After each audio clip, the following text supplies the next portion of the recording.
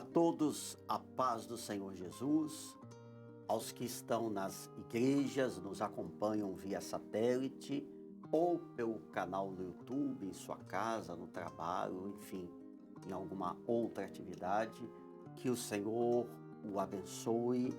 Aliás, a quem nos assiste no YouTube, até estando dentro da igreja, você, pelo seu telefone, sendo possível, pode também acessar o nosso canal no YouTube e nos enviar comentários, alguma questão, uma dúvida, adicionar alguma coisa ao que estamos falando. Isso para nós, essa interação é muito edificante. Estou aqui no programa Anunciando o Evangelho Eterno com os pastores Júlio Filgueiras e Douglas Spanger, a paz do Senhor. A paz do Senhor. A paz do Senhor. E a cada semana temos esse encontro para falarmos da palavra de Deus, dos mistérios do reino de Deus, destacando naturalmente alguns traços, algumas partes, não dá para falar tudo, mas enfim, um reforço naquilo que é o conteúdo da Escola Bíblica Dominical. E temos nesta semana nos concentrado numa revisão das 5 primeiras cartas do Apocalipse. A propósito, Douglas, não só as 5 cartas do Apocalipse, ou as 7 cartas, mas toda a Bíblia, começando pelo Velho Testamento, tudo se volta para o Senhor Jesus. Sérgio, o tema da Bíblia é a salvação do homem, e o centro de tudo está em Jesus. Nós vamos encontrar desde o Antigo Testamento as figuras que apontavam para Jesus, o Cordeiro imaculado, o Cordeiro inocente que era levado a ser sacrificado no culto levítico. Nós vamos encontrar o fio de escarlata na janela de Raabe, prefigurando ali o sangue de Jesus, a operação do Espírito Santo. A palavra de Deus é repleta de momentos que apontam para a gloriosa pessoa de Jesus e que no seu propósito ele vem trazendo a salvação, a redenção, o resgate da alma. Glória a Deus. É maravilhoso estudar a Bíblia e encontrar Jesus em vários pontos. Seria impossível falar de todos eles aqui, né, pastor Sérgio? Eu só me lembrei agora, porque a Bíblia tem muitos nomes e expressões que são atribuídas ao Senhor Jesus. Muitas delas até no Velho Testamento. Uma delas é Emanuel, Deus conosco. Aquele que está no YouTube via satélite, ele precisa saber ou nunca esquecer que esse Senhor, esse Salvador, está junto com o homem e quer abençoar. Sem dúvida, aqueles que estão nas igrejas ou em casa. Lá no Antigo Testamento, quando Deus se revela a Israel e estabelece Israel como nação, Deus disse uma coisa ao povo de Israel. As outras nações têm seus deuses, com D minúsculo. Mas nenhum Deus dessas outras nações é tão chegado como o vosso Deus. Amém. Deus estava dizendo a Israel, eu sou um Deus muito próximo. Glória a Deus. Eu sou um Deus que participo da vida de vocês. Eu sou um Deus que estou no meio do vosso arraial, que eles habitavam em tendas naquela época. E isso era profético, até porque isso vai se cumprir perfeitamente em Jesus Cristo. Quando João escreve lá no Evangelho, o Verbo se fez carne e habitou entre nós. Glória a Deus. Ou seja, Deus, ele não somente lá no Antigo Testamento quis estar no meio do seu povo, mas ele se fez homem, ele se fez carne. Jesus Cristo veio, morreu, ressuscitou e agora ele deixou o Espírito Santo, que habita dentro do nosso coração. Nós somos o templo do Espírito Santo. Glória a Deus. Então é um Deus Emanuel, é Deus conosco. Maravilhoso, né? Só com isso a gente poderia ficar aqui É verdade. horas falando glórias ao nome Glória a do Deus. Senhor Jesus. Glória a Deus. Mas nós temos um conteúdo, não é? Aqui para falar um pouquinho.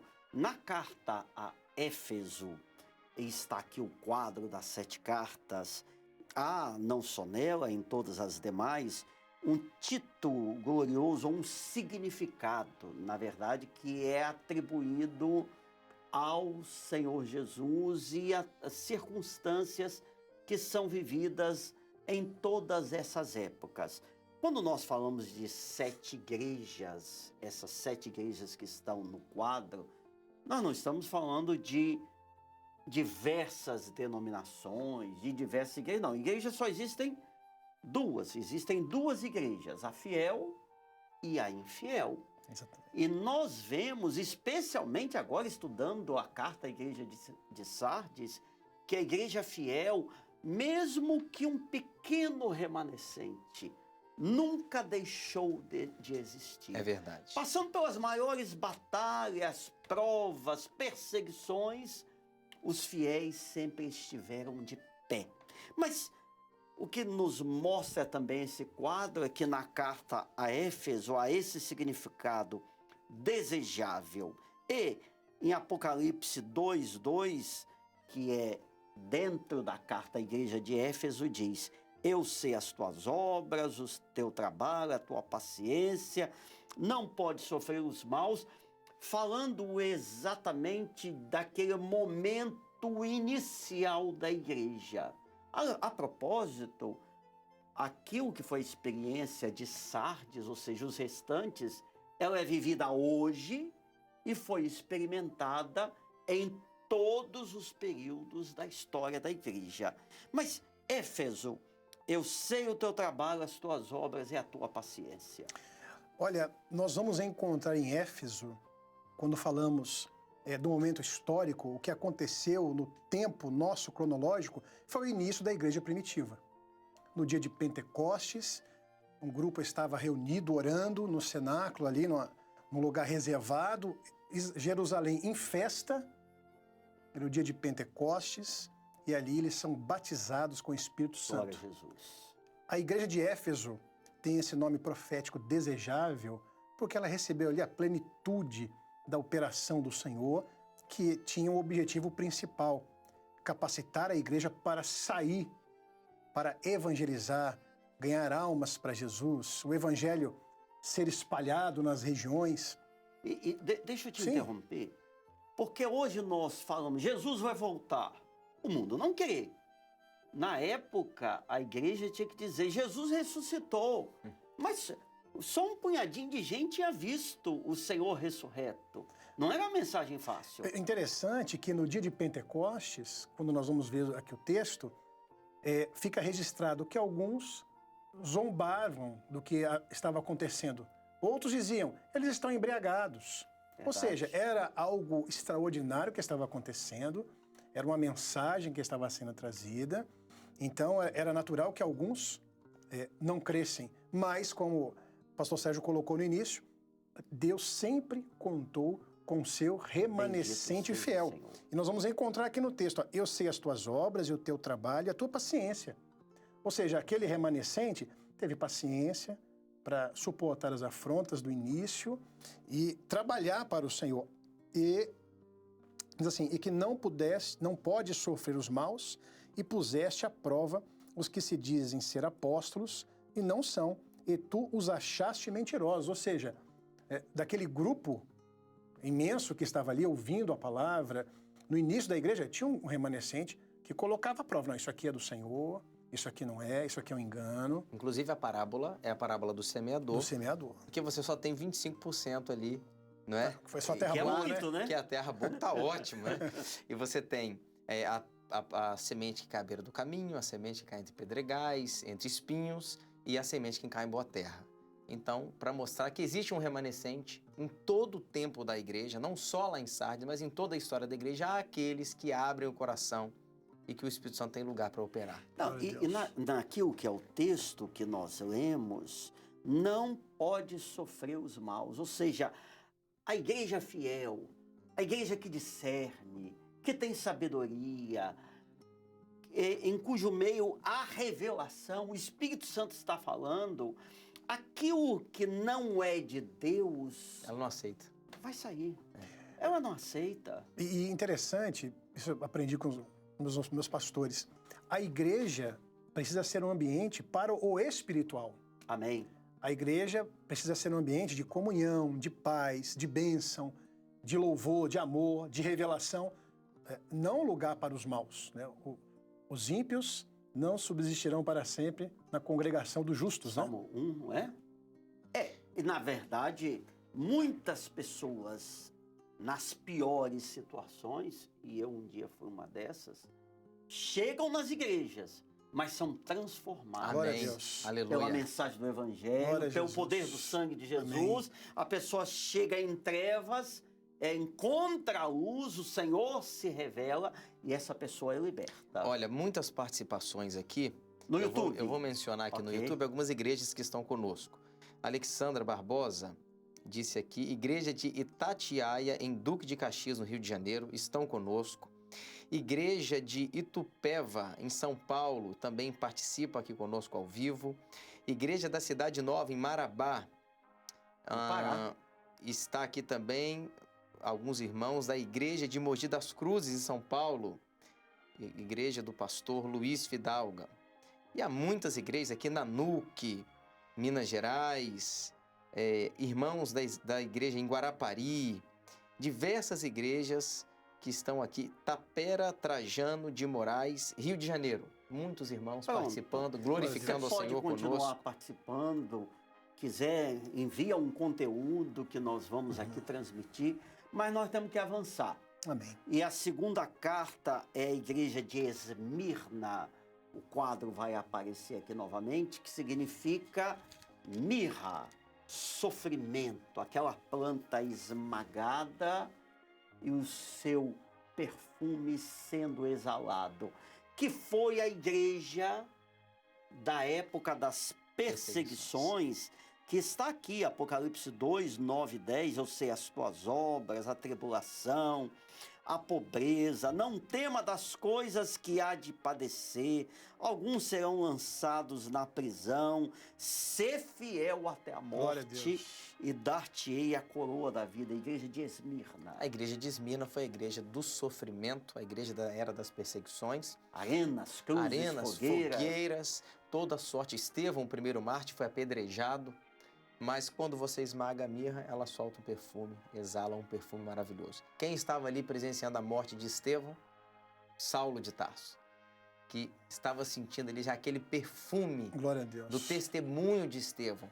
E logo após aquilo, ele vai ter a sua própria experiência com Jesus e se torna o apóstolo Paulo, o apóstolo dos gentios, que escreve grande parte do Novo Testamento, sendo um instrumento nas mãos do Senhor. Então essa igreja passou por muito sofrimento. E a igreja de Esmirna em si, essa fase profética e histórica, que se deu em torno do ano 100 ao ano 300, claro, depois de Cristo, na época, hoje nós testemunhamos e pregamos ao Senhor como? Num culto, pela voz, pelo WhatsApp, pelo YouTube, via satélite. Na época, as pessoas pregavam e falavam de Jesus com a própria vida. Glória a Aleluia. Deus, extraordinário. Porque agora, a doutrina que eles haviam recebido Que de foi Éfeso, estabelecida em Éfeso. a exato. doutrina dos apóstolos, agora ela seria vivida. Que coisa Não há maravilhosa. nada mais forte que isso, né? É porque assim, Que o testemunho. as palavras são importantes, mas os atos, né? Os atos ali e de negar a própria vida, de abrir mão de tudo. Eles perdiam bens, perdiam fazendas por amar ao Senhor. Eu posso falar aqui sobre o título glorioso de Jesus? Claro. Em Esmirna, que é o primeiro versículo aqui, é o versículo 8, que fala assim: e ao anjo da igreja que está em Esmirna escreve, isto diz o primeiro e o último, que foi morto e reviveu. Que Bendito palavra seja. gloriosa de Jesus para a sua igreja de Esmirna. Olha, vocês estão padecendo, vocês irão sofrer, mas quem está falando com vocês é o primeiro e o último. É o projeto completo de Gênesis, Apocalipse, de eternidade a eternidade. Jesus, ele é maravilhoso. E ele fala assim, aquele que foi morto e reviveu. Ou seja, há uma esperança para aqueles que passam dessa vida na presença do Senhor. Esmirna perdeu a vida nas arenas. Isso foi um sofrimento. Claro. Mas a alma deles estava descansada nos braços de Jesus, né? Então, ó, aquele que foi morto e reviveu, ou seja, essa promessa de ressurreição também era para eles. Não sofrerá o dano da segunda morte. A primeira morte, eles passaram, né?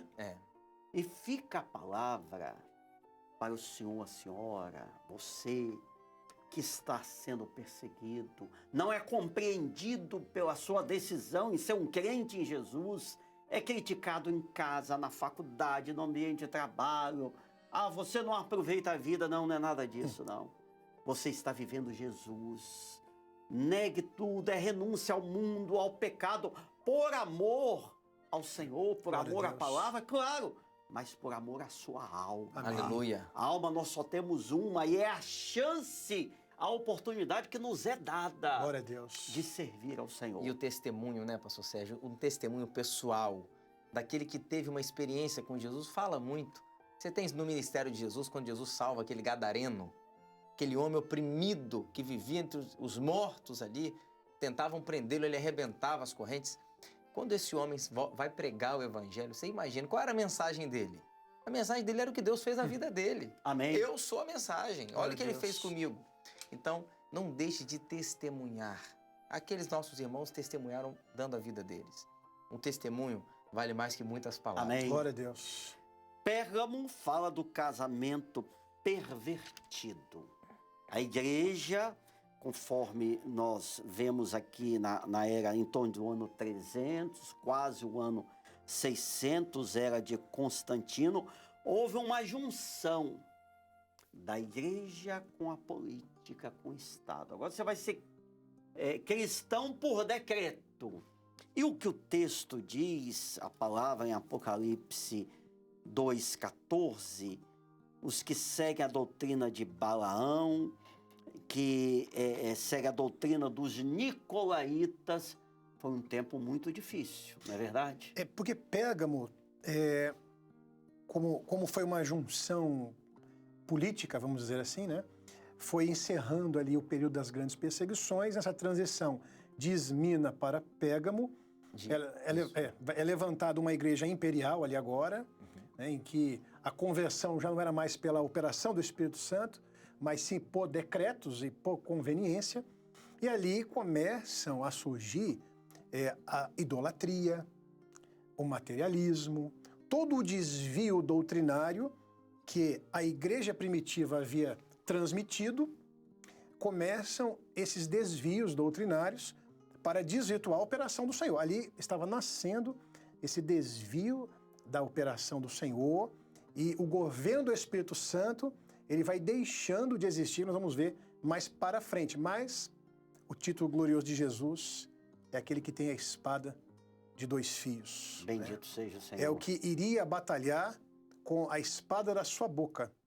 Ou seja, o Senhor estava dizendo que para resolver essa situação não seria necessário ou não seria suficiente argumentos humanos, né? A palavra do homem, mas sim batalhar com a espada da boca do Senhor.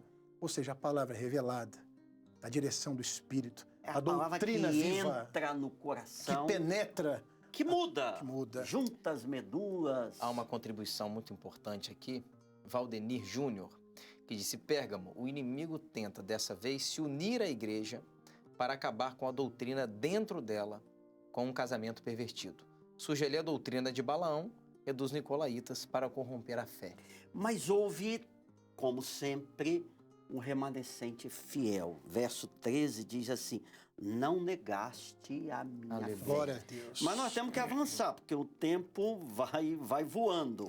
Tiatira fala dos sacrifícios contínuos. Verso 20, capítulo 2, tem o contratio tolerares que Jezabel ensine e engane os meus servos. Já a época da Idade Média, ano 590, quase 1000 anos de duração. Como é que foi isso? Bem, a parábola que está relacionada a essa igreja é do fermento que faz três a medidas, massa crescer. Ou seja, havia um crescimento no cristianismo histórico de pessoas que estavam sendo batizadas, mas não era um crescimento saudável, porque essas pessoas não estavam se convertendo a Jesus. Não estavam sendo batizadas com o Espírito Santo. Era um batismo meramente obrigatório, porque chega a um ponto onde há o casamento entre a igreja e o Estado, que era proibido ser pagão. Então as pessoas não podiam mais Não era uma servir a outros experiência deuses. com o Espírito Não Santo. era simplesmente fugir da morte e da perseguição. As pessoas eram batizadas. Então o que acontece nessa igreja? há uma menção aqui a Jezabel e há também a Balaão, se eu não me engano, na igreja anterior. São Sim. dois casos em que a idolatria entra na história de Israel. Primeiro, na história de Balaão, porque as mulheres moabitas se casam com os homens de Israel e levam a idolatria para dentro de Israel. E agora Jezabel é a mesma coisa, ela traz o culto a Baal para dentro de Israel. Então esse casamento, essa união entre igreja e Estado e agora essa continuidade no período de Tiatira, traz todo esse prejuízo, tirando Jesus e o Espírito Santo do centro e colocando outras coisas que não procediam do Senhor. Mas havia sempre ali o remanescente, como nós temos sempre dito, os fiéis ao Senhor. Amém. Amém? E por fim, nós temos aqui a quinta carta, que é Sardes. Apocalipse 3:2. Ser vigilante, confirma ao restante que estava para morrer. Sardes, que começa na descoberta do tesouro escondido. Nosso irmão do passado, servo de Deus, Martinho Lutero, que trouxe as teses, a fixou e trouxe a Bíblia como a única regra de fé e prática, a fé, a supremacia da fé sobre as obras, tudo isso, ou seja, o restante. Ele estava lá, talvez sozinho ou com poucos, mas a partir dali o Senhor foi fazendo, foi um renovo, foi Aleluia. um novo avivamento com a palavra sendo descoberta. Glória a Deus. A própria Bíblia diz que nós somos um pequeno rebanho. É verdade. Então, os restantes são parte desse pequeno rebanho. E em Sardes, é até uma expressão que nós temos ouvido, né, nos outros programas, na escola bíblica dominical, em Sardes, agora a igreja fiel, os restantes começam a sair dos escombros de um cristianismo histórico, pervertido, Corrompido. né, materialista, e agora com a descoberta desse tesouro. Bendito seja o Senhor. Jesus, ele quer se revelar a você que está nos assistindo aqui também. Assim como ele se revelou lá no passado, tem se revelado hoje. Bendito seja o Senhor. E esse tesouro escondido é a palavra que volta agora o conhecimento da igreja fiel, das pessoas sedentas. Através de Lutero, esse tesouro escondido é aberto, né, que chega aos nossos dias. A palavra que alimenta a alma, Bendito que alegra seja o coração, Aleluia. que transforma o homem. E, pastor Sérgio, dentro do tesouro escondido tinha uma pérola de grande valor. Bendito Aleluia. seja o Senhor. Bem, são 19h58. Estamos chegando ao nosso momento final. A quem está na igreja ou nas nossas igrejas, o obreiro, pastor, diácono, responsável, vai fazer o encerramento. Fica à vontade para acrescentar nos comentários na igreja local alguma coisa, alguma pergunta, aquilo que o tempo não permitiu ser trazido. Ao que está no YouTube, em um minutinho, pouco mais de um minuto, já vai começar o culto das 8 da noite. Amém. Então, a festa não para, é o alimento, é Jesus se revelando. Glória a Deus. E querendo Deus, na próxima semana estaremos todos aqui juntos. Não esqueça, entra no sistema e mande a sua resposta participando de toda essa grande Glória a obra. Deus. Glória a Deus. Pai de São Douglas e Júlio. A paz do do Senhor. Senhor Paz do Senhor a a todos. todos.